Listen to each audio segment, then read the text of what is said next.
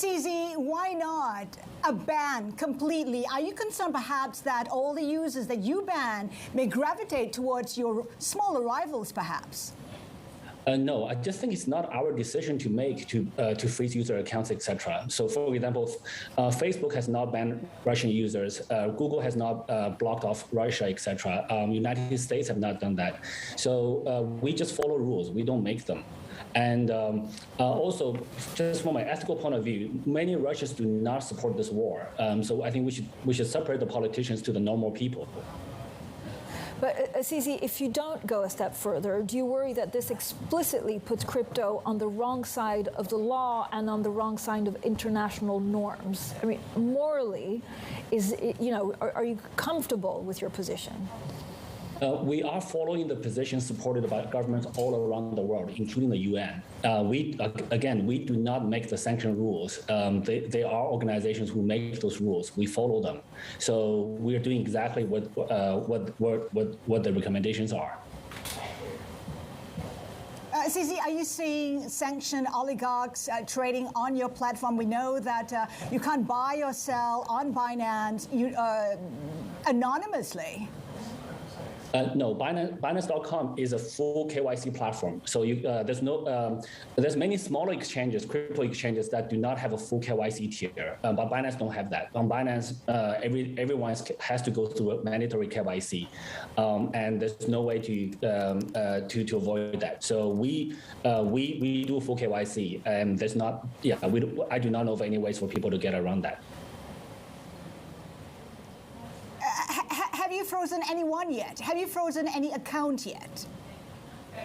So to be honest, I'm not sure exactly how many we've frozen or not. We have a very experienced compliance team that come from traditional law enforcement and compliance backgrounds. They're extremely good. We now have world-leading experts in this field working in our team. Many of them are ex-law enforcement from the top law enforcement agencies all around the world.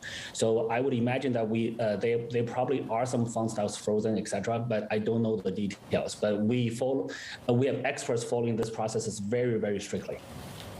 Can you give us a sense, CZ, of the number of flows or outflows out of Russia since the sanctions were imposed on Saturday? And again, if you don't go a step further, do you think you'll be more regulated by regulators who see still crypto as a bit of a dodgy way of moving money around? So I think this is not a crypto-specific issue. The sanctions apply to banks and crypto at the same time. We're following the same rules.